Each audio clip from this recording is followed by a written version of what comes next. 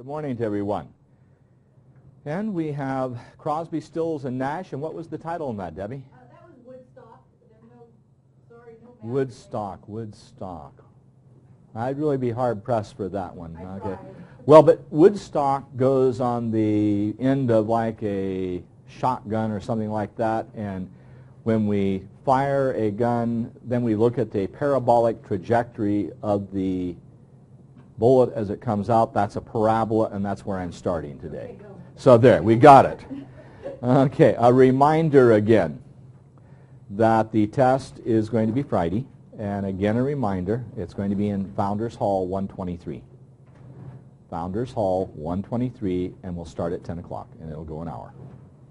Okay, so that's on Friday.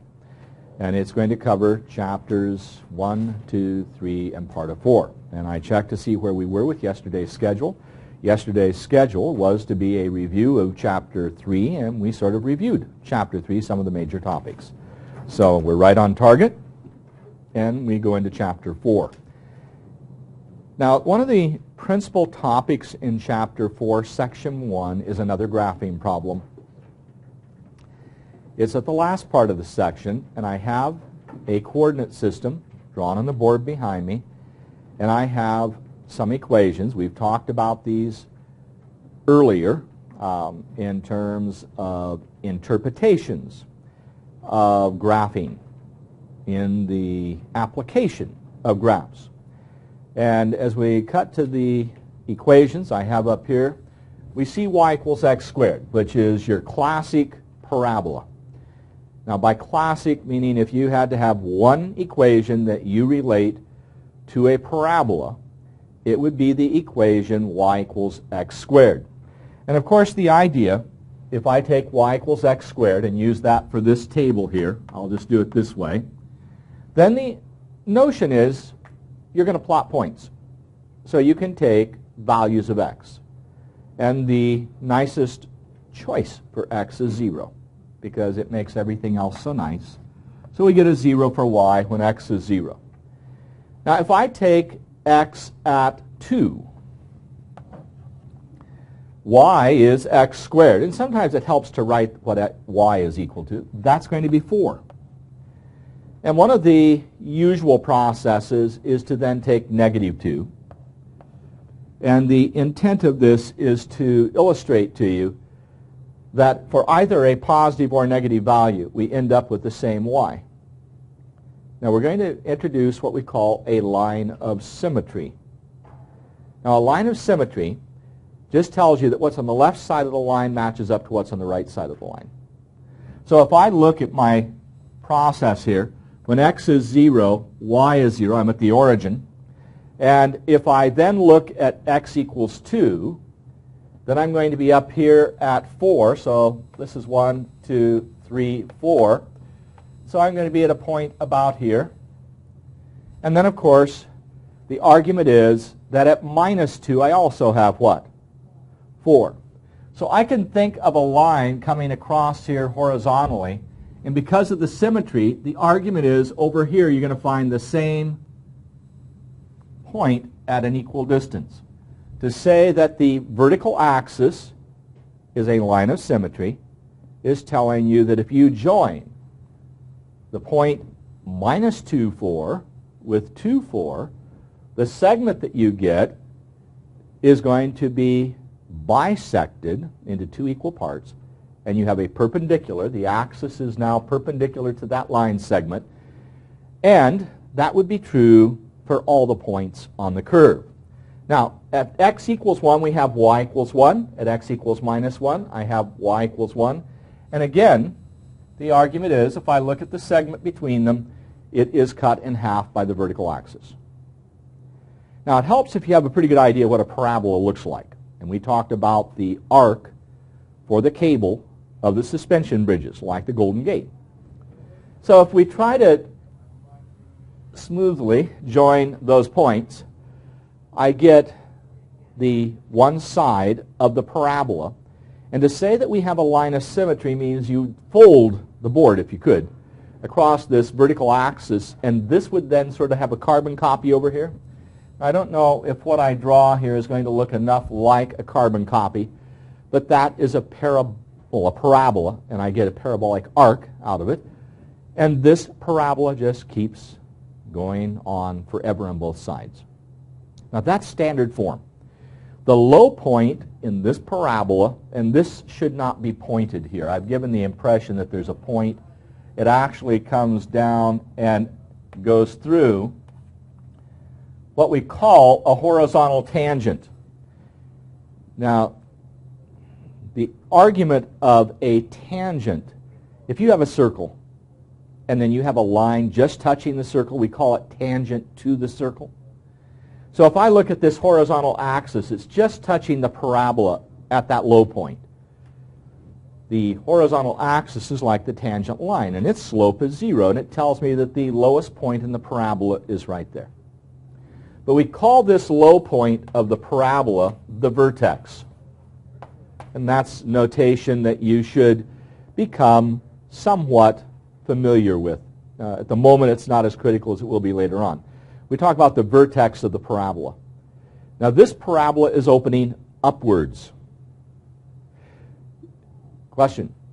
Is that the vertex, is it only when it's on the parabola, or it's just the dot itself is called the vertex? The low point on the graph, which happens to be at 0, 0. So in a sense, it's a dot. It's the lowest point at the origin, and in this case, it's the vertex of the parabola. So it doesn't matter where it is? No, it would still be the vertex.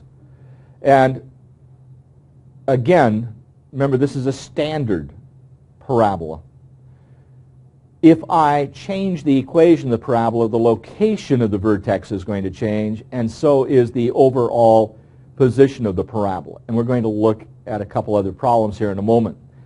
But the comment I was going to make, this parabola is opening upward.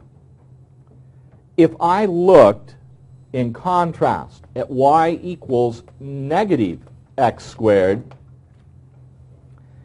I would hope that you would immediately understand that there is then a parabola that would be opening downward. You would see that parabola down here. So y equals minus x squared. We just have now the vertex as the high point in the graph rather than the low point in the graph. But when somebody tells you they have y equals x squared, they are talking about a parabola. Now, I have written two more equations that you can see on the screen and above me on the board.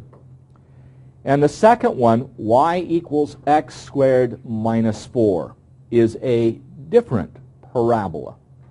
So the question, how can I get some points that determine my parabola? The first observation, as long as the coefficient of the x squared is positive, the parabola will open upward.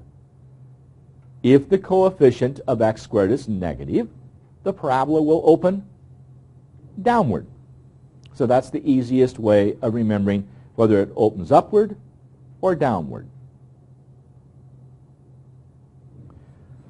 Let me make a new table for this second parabola.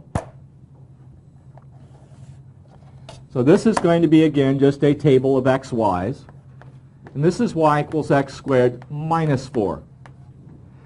Now again, I'm going to start with my same type of table I did here. I argued that x equals 0 is a nice point to use, or at least a nice value for x.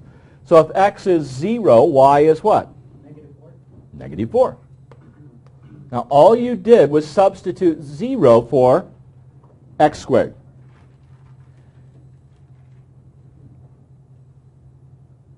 Another possibility is to start with y at 0. We've talked about the x-intercept and the y-intercept. So if I let y equal 0, x squared minus 4 must be 0, so x squared equals 4. Again, if y is equal to 0, then x squared minus 4 equals 0, so I could argue that x squared equals 4. A positive and negative 2 would work. X squared is 4 when x is 2, and when x is minus 2.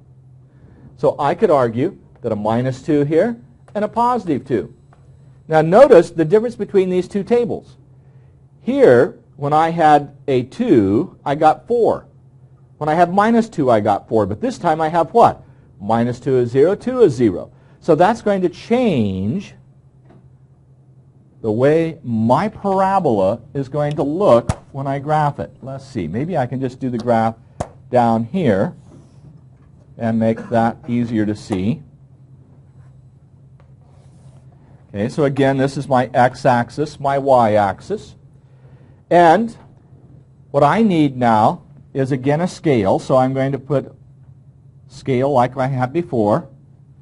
And this now is the point of the parabola at x equals 0. Y is equal to what? Minus 4. And when x is 2 and x is negative 2, what happens? I have 0 for y. Same basic shape.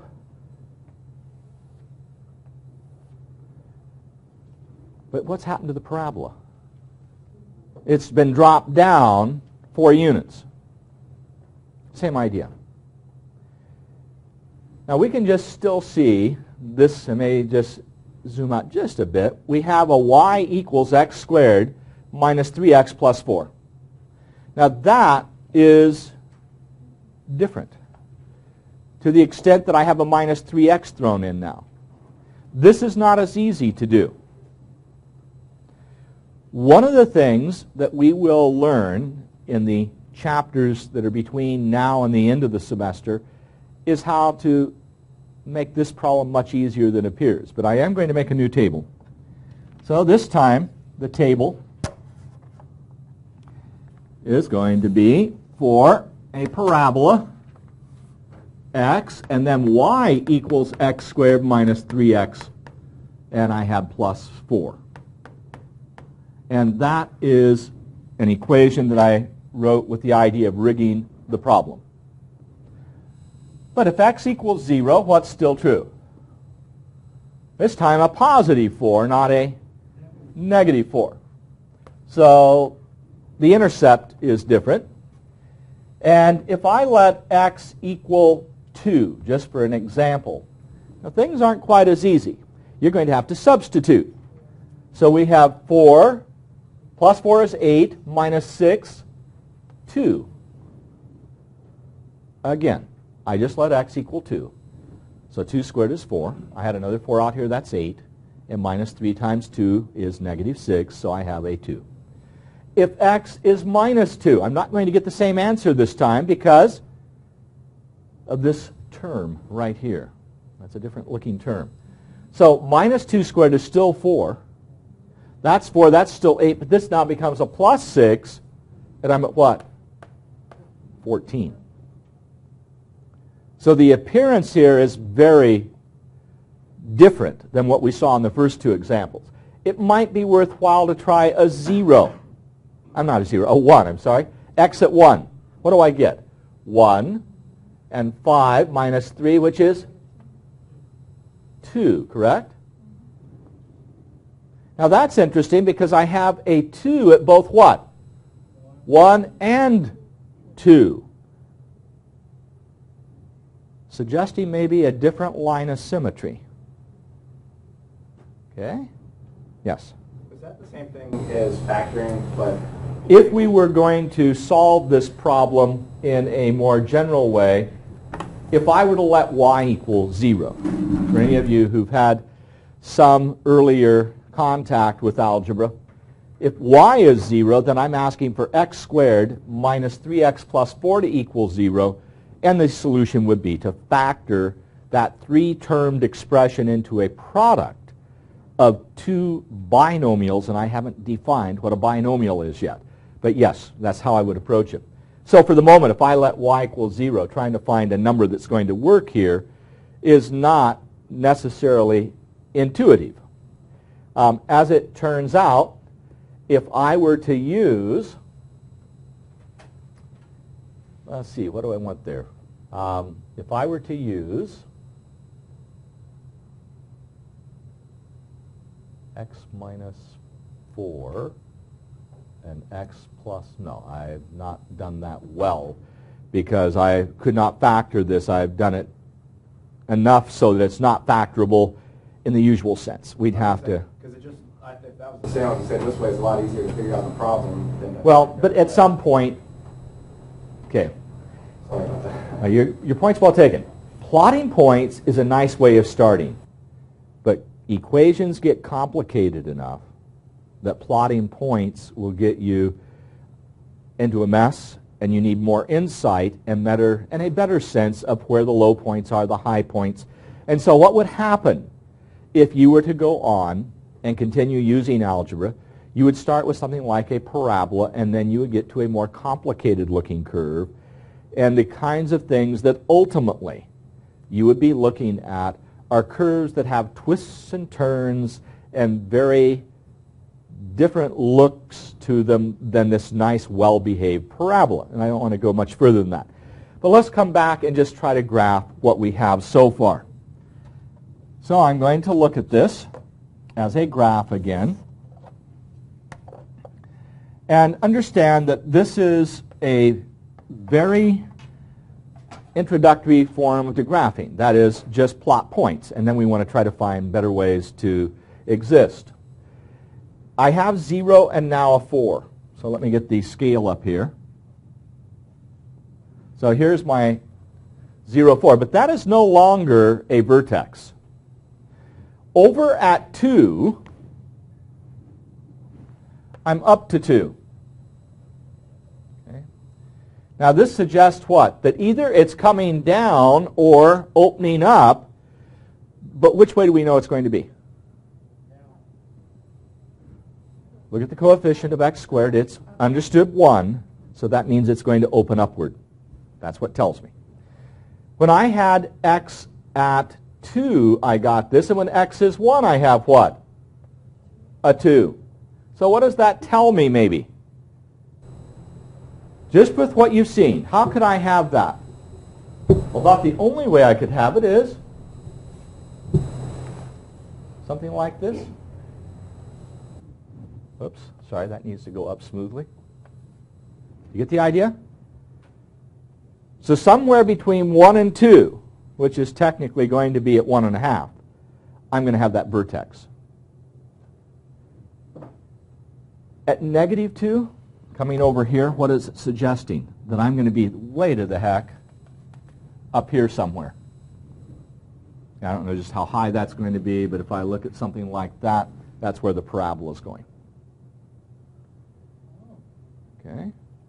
So the line of symmetry here appears to be just by visually at 1.5. That's where my line of symmetry is going to be. And if you're looking at the vertex, it appears to be for an x value of 1.5. It's going to be a little bit lower than 2, and that's going to be a little bit harder to find. Okay? It's going to be a fraction. It's going to be more than 1, less than 2, and so I have a vertex. The vertex has the usual representation of x, hk, x at h, y at k. So we talk about the vertex of the parabola at hk. And we will, at the end of the semester, come back and attack this same problem without plotting points the way we have, using all the other tricks of the trade that we learn in between.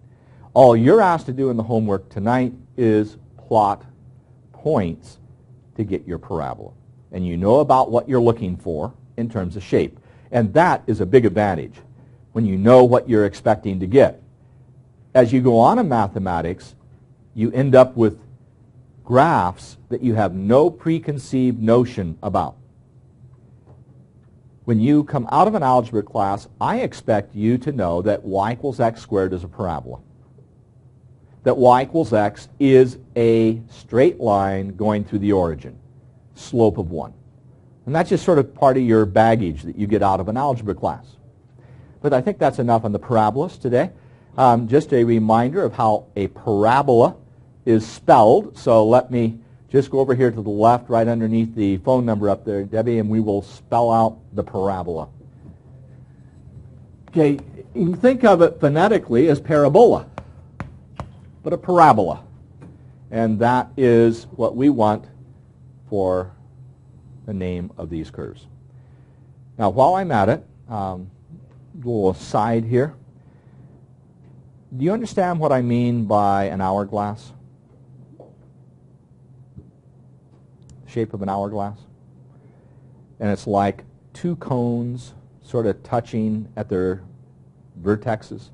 Now, we don't often see Dixie cups the way they used to be done. They were very pointed, they were out of paper, and you put them into like an aluminum holder, and you drank Cokes out of those. In the days when you could go to a fountain at, like on 10th Street, they had a Woolworths or something like that, and you could go to a fountain and get 7-Up, Coke, and a Dixie cup.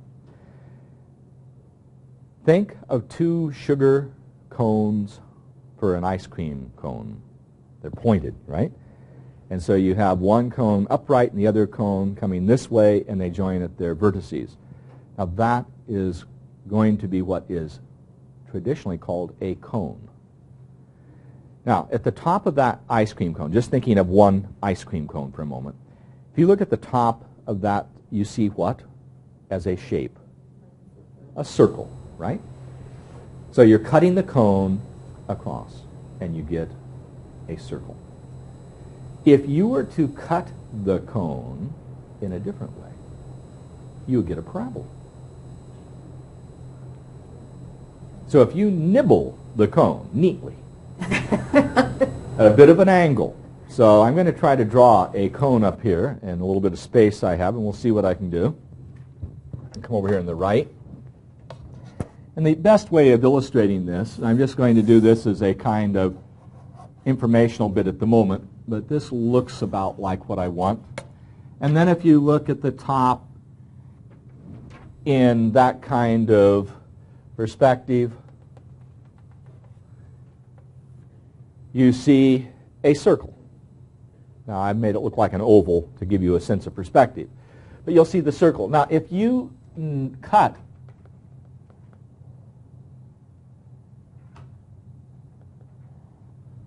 so this is going to be dashed here. So you're eating that portion out of the cone. See if I can join that together. So this portion is actually going to be removed because you're eating it. And all you see now is this curve that's left, and that will be a parabola. So we call it a section of the cone. So the circle and the parabola are both what we call sections of cones, and we actually give them the name conic sections. And they belong to a group that includes the circle, the parabola, and another one referred to as the oval, but we call it an ellipse. You're familiar with the oval, an ellipse. So we have the parabola, and it's the first of several different. The circle, these are very familiar to you. And then, of course, the oval we know as an ellipse. And then if you were to cut a vertical slice so it cuts both parts of the top and bottom cone, we get a very special one known as the hyperbola. Okay? And so as we look at these shapes, the circle you're, I hope, very familiar with, and part of our work before this semester is over is to look at the equation of that. We have the parabola. We know what that looks like. And then the ellipse, we know what that looks like. That's an oval. And then finally, the hyperbola, typically, well, let me see if I can sketch that for you briefly. And the next time you get an ice cream, think of these.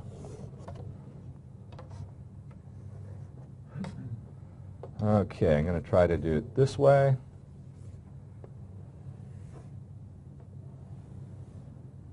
Two branches here. And this is the hyperbola. Okay. And it is a very special curve. Remember we had direct variation, y equaled kx. That gave us a line. Inverse variation, the product of two things is a constant. This is an example of inverse variation. So we've seen the equation for this earlier. When we say x times y is a constant, that's inverse variation. And the points that make that work are on this curve. And this comes out of eating ice cream cones, hence conic sections. And it goes back to the times of Greece in 2,000 plus years ago, when they simply looked at cones because they measured time with hourglasses, and they then realized, my goodness, if you could cut the hourglass in a particular way, you could get all these curves. So we've focused on this one so far, and we'll look at these near the end of the semester. So that's enough there. I'll just walk off there for a moment. That's part of what we're doing here, and just a little bit of history about ice creams. Okay, ice cream cones. Now, there is a great deal of language that goes with this section, this first section of Chapter 4. And some of that language I've referenced indirectly in answering a question earlier. We're looking at expressions containing a variable, and the expressions are probably best illustrated just by looking at one of the examples in the book on page 225. Here is an expression in one variable, 16x to the 8th minus 7x to the 6th plus 5x to the 4th minus 3x squared plus 4. Now, there's nothing particularly interesting in that except to note it has 5 terms. None of the terms are what we call like terms, and the highest exponent you see is an 8. When we see something like this, we refer to it as a polynomial. Okay? Polynomial. And the degree of this particular polynomial becomes its highest exponent you see on a variable. So that was an 8th degree polynomial expression in the letter x. 8th degree. I'm going to look at a couple other examples of what we think of as special cases of that. Now, the idea, and I'm just going to put a phrase up here for a moment as Debbie cuts to this, to have descending powers. Now, what's intended here is that you write the expression in the variable and then you go down with the exponents. So as I look at what we had on the board at x squared minus 3x plus 4, that is in descending powers. Because what's understood on the x for an exponent? A 1. You don't see it, but it's there. And technically, the 4 could be written as 4x to the 0. Because x to the 0, as long as x is not 0, is 1. X to the 0 is 1. As long as x itself is not 0. So just an observation that our exponents go 2, 1, 0. They step downward, 1 each time. This is a 3-termed polynomial. So we classify it as a trinomial. That technically is a polynomial, but when you say trinomial, you get more information. I made a reference a few moments ago to a binomial. An example of a binomial might be to take x minus 3. Now that's in descending order also, because I have x to the first, understood, and technically the 3 can be written as 3x to the 0. We don't usually write that. But this is a 2-termed polynomial, and hence we name it a binomial. Just like a tricycle and a bicycle, the number of wheels. If I just look at x, technically x to the first, it is a 1-termed polynomial, and we reference that as a monomial. I specifically have names for trinomials, binomials, and monomials. If I have 4 or more terms, we just generically classify it as a polynomial. But in the same way, each of these can be part of that general classification of a polynomial. The degree of the polynomial is the highest exponent you see on the variable, as long as you have one variable. But the degree of the polynomial, let's say I give you 5x to the third y plus 2. Now that is a binomial. It's not the usual type of binomial I'm familiar with an x minus 3. Please note there is an understood 1 on that y. Now what you do to get the degree is add the exponents on the term. Since this is a 3 for the x, a 1 for the y, this is fourth degree. So with that in mind, remember a moment ago when I said xy equals some constant, let's say 25 just for example. To say that xy equals 25, the left side of this equation is a monomial. But what is its degree? A 2. Okay, so because the exponents are there, you don't see them, but they're there, we would say this is a second degree polynomial on the left side, or a second degree equation. Now, the reason I bring that up, if we, Debbie, go back to our list of conics over there on the right side, and I'm just going to leave this and walk over there, the list where I have the circle, the parabola, the ellipse, the hyperbola. Each of these is a second degree polynomial on the left side. Here's the example here. Oftentimes x squared plus y squared is a constant, which I'm just going to write k. Notice second degree, two variables. Okay, the parabola we've already seen, that was what? Y equals x squared, and I had a second degree term on the right side. The ellipse, x squared minus y squared equals the constant. Again, what?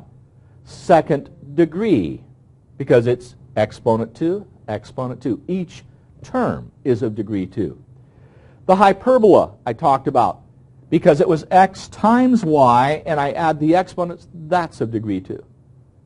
So second degree equations in two variables will have one of these graphs.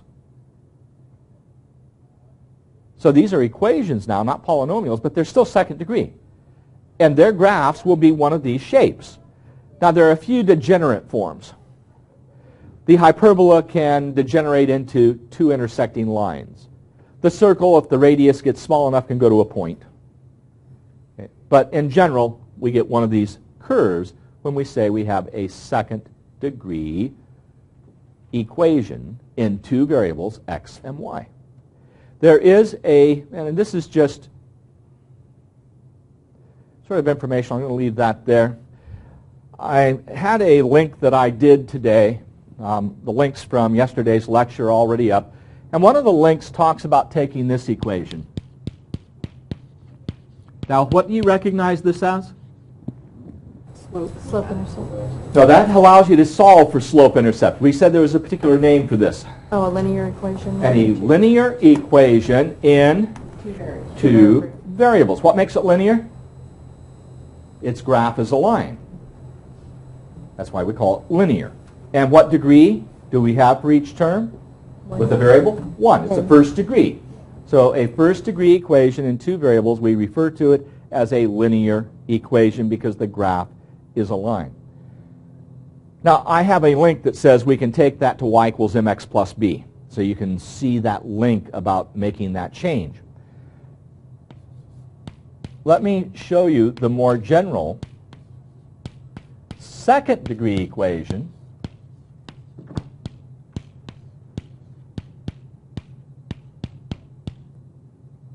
Just a minute. I did something there I didn't want to do. Okay, plus dx plus ey plus f. There we go. Now that's your general second degree equation in two variables. This was first degree in two variables, and this is your second. And this is the way we sometimes communicate. By the way, notice second degree term, second degree term, second degree term, first degree term, first degree term, and what's the degree of that term? 0. Just like 3 was 3x to the 0, a constant has a degree of 0. So if you have plus 3, that's 3x to the 0, the degree is 0 in that term. And that's what's talked about in the text. This is where we started. The author is avoided giving you the equation for the general second degree for obvious reasons. It looks pretty messy.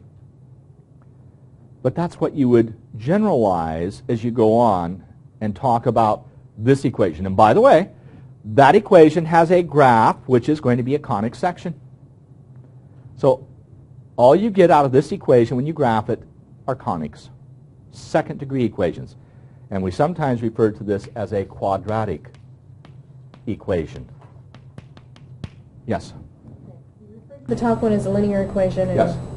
And what did you call the second one? It is a second degree equation in two variables, or a quadratic equation in two variables, and it has shapes related to it that are from the ice cream cone. So you might think of this as your ice cream equation. And later on, you'll need to know general forms like this. The polynomial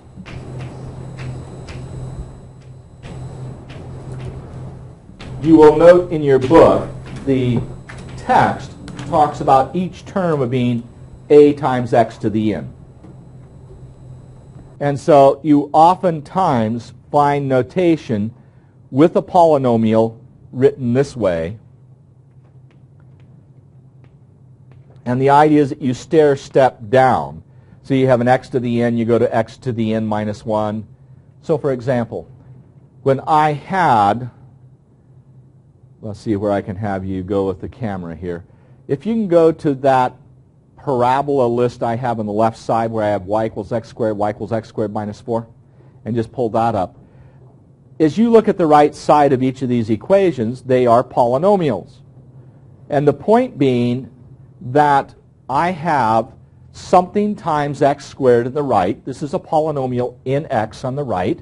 So there's an understanding of 1x to the second, then a minus 3x to the first, then a 4x to the 0. So I have some number times x to the nth.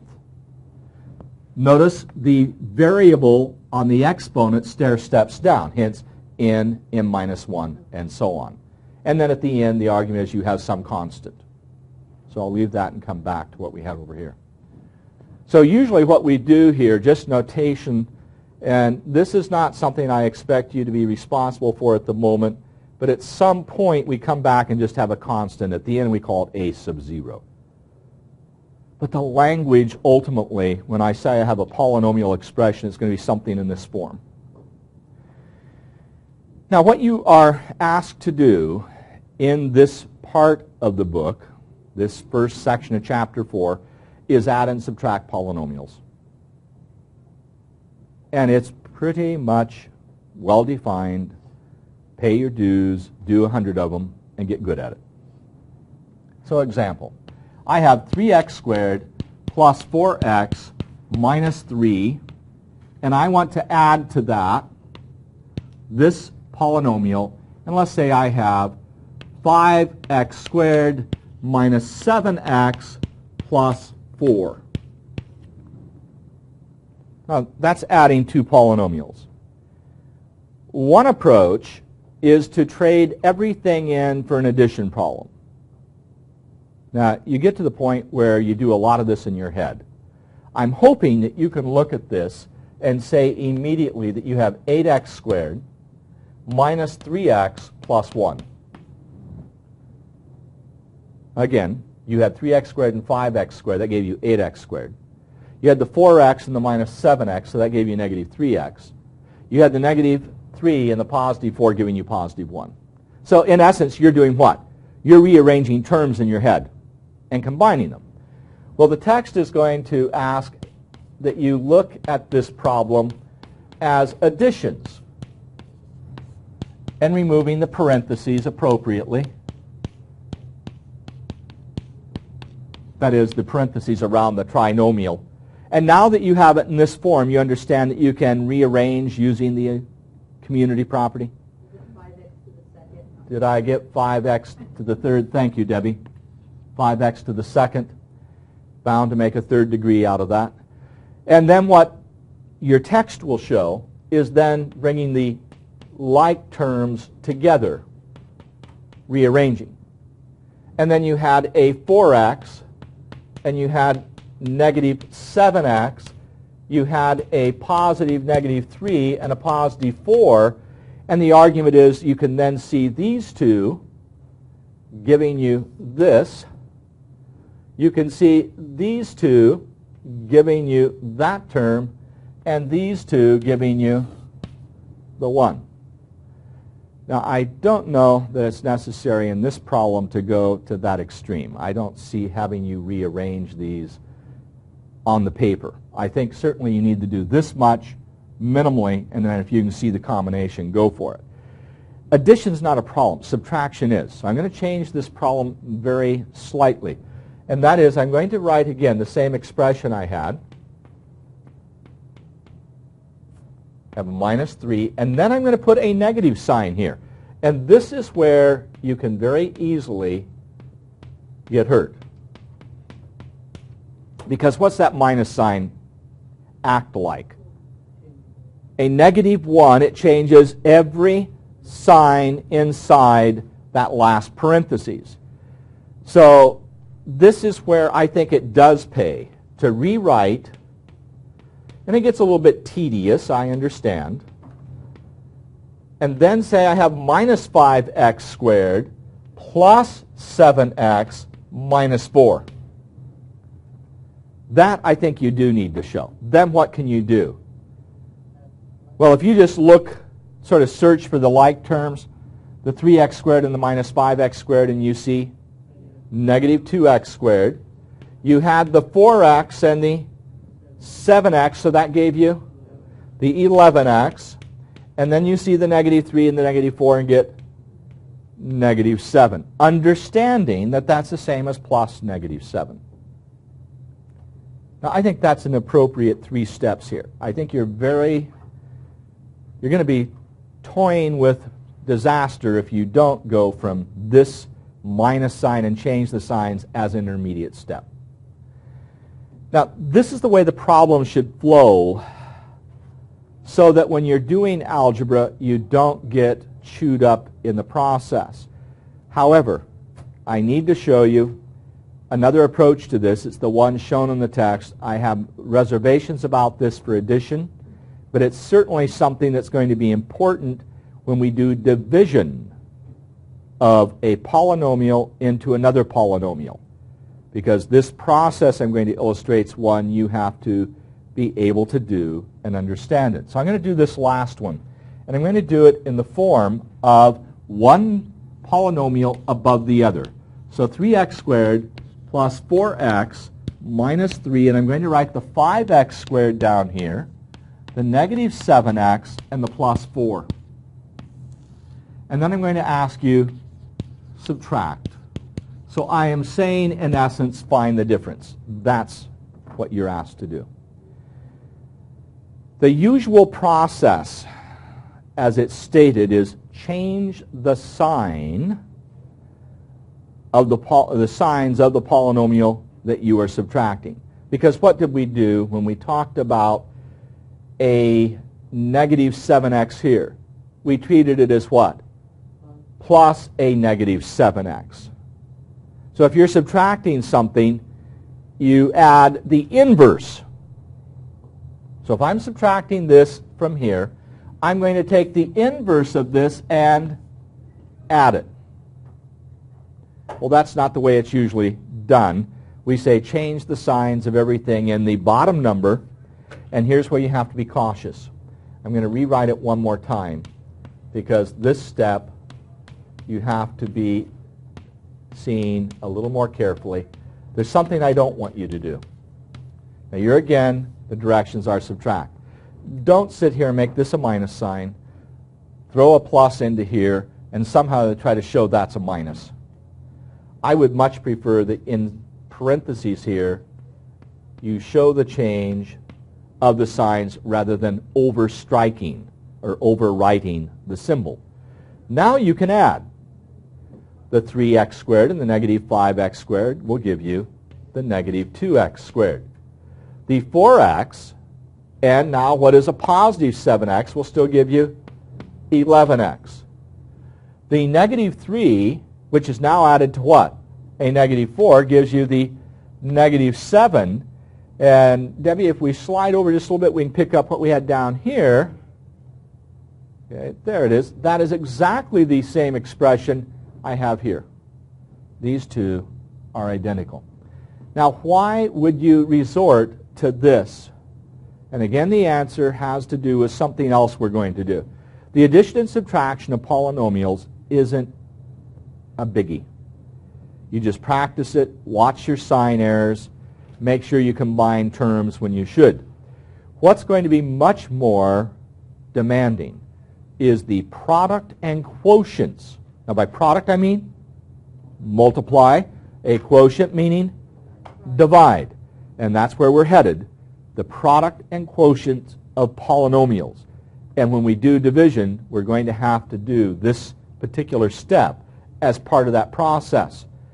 And that becomes an important process later on because we have two things that we are interested in doing relative to polynomials. Otherwise, we don't go around adding and subtracting, multiplying and dividing polynomials just to get good at it without some reason. So I'm going to leave this for a moment, and then I'll come back up in front. I want to talk in a general sort of way. Why would we want to go ahead and say add polynomials or divide polynomials? And part of that answer is what is done later on in mathematics. Now by later on meaning everything from an intermediate algebra to a pre-calculus to a calculus course, we often look at the quotient of polynomials and ask what are we going to get as x gets very large. So we ask for ratios of polynomial expressions. And you see the beginning of something like that in the first page of this on 225. Here is an expression that is not a polynomial because it has the x where? In the denominator of the third term, if you look at the screen. I have in the third term you see in the screen a 4 over x. So this is not a polynomial expression. And we are going to have a whole section that deals with rational functions. Rational polynomials. That is, the numerator is going to be a polynomial, denominator a polynomial, and we're going to be interested in what we can do with that. That gets involved in two different processes. One is graphing, and the other is finding the solution for an equation. We talked about solving an equation. 2x equals 10. The solution? X equals 5. But if I get more difficult looking expressions and still want you to solve them, then you're going to have to develop techniques that allow you to see a solution where you cannot just by observation find the answer. So what we're doing is learning to manipulate expressions with the goal of being able to graph easier with more, okay, when I say smart graphing, so you don't work so darn hard and you know clever little techniques you can use, so you smart, in a smart sort of way, you're graphing. And you solve equations. Again, doing it with little insights and little things that work that otherwise would make it a difficult problem.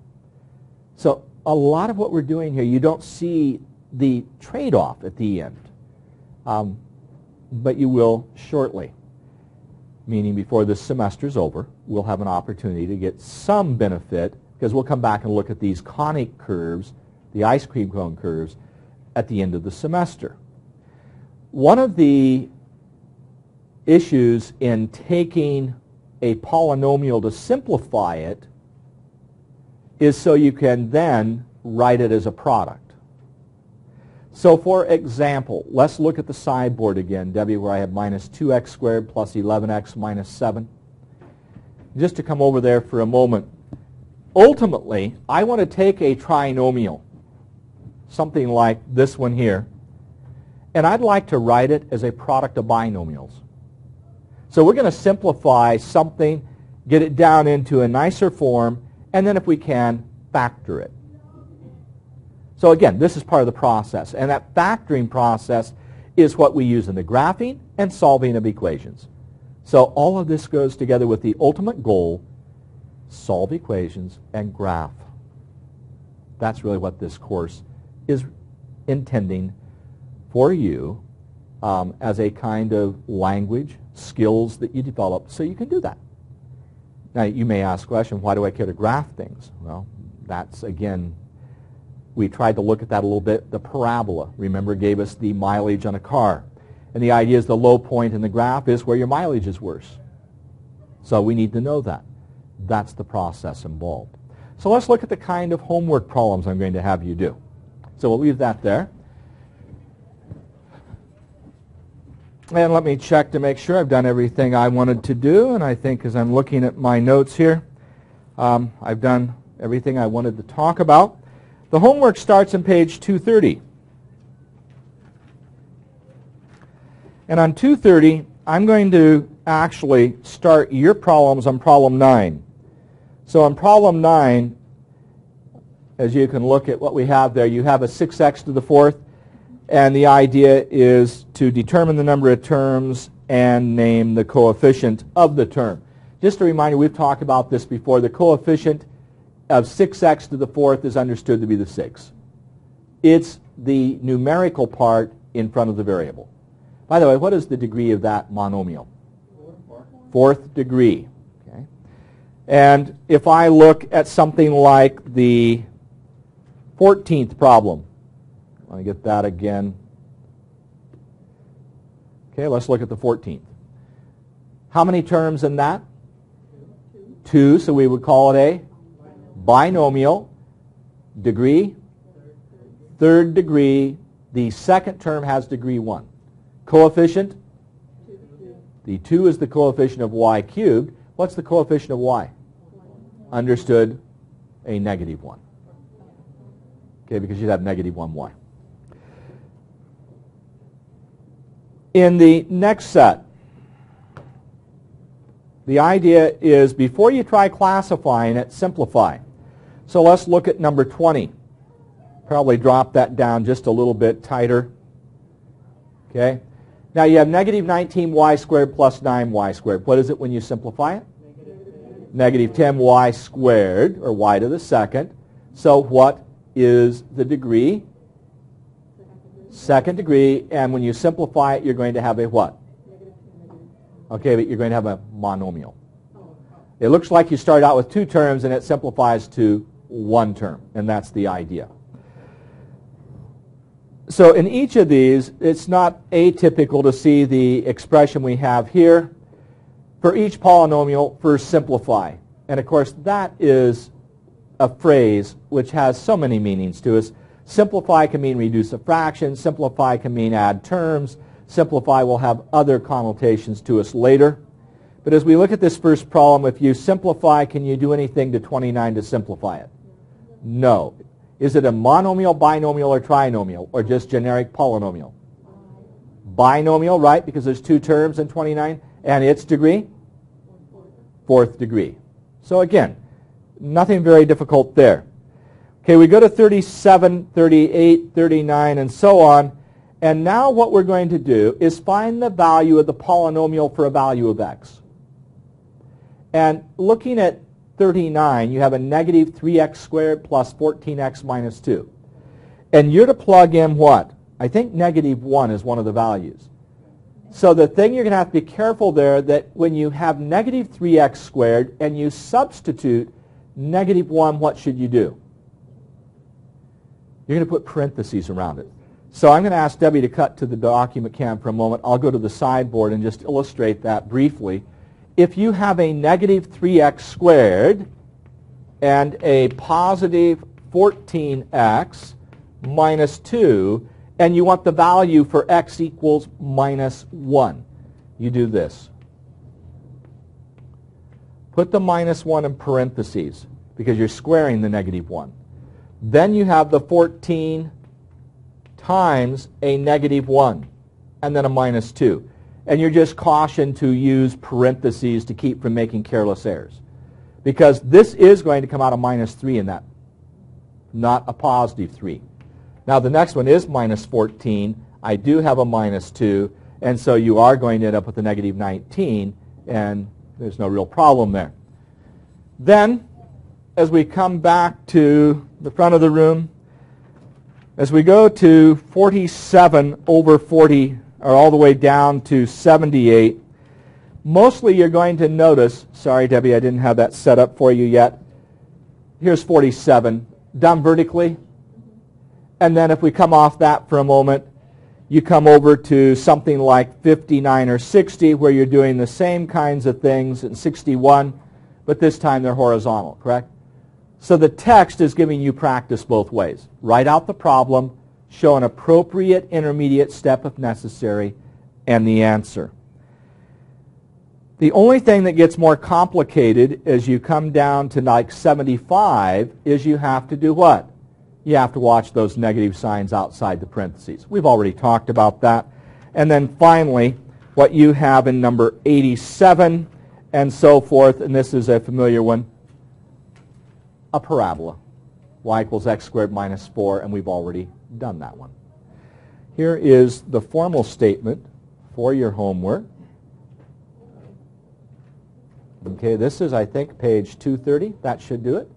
Is that not dark enough? Is that okay better? So 9 through 40 odd, 47 through 78 odd, 87 to 94 all. So I'll let you look at that. Debbie, we're going to go with Crosby, Stills, and Nash. And what is your choice as we... I think Ohio.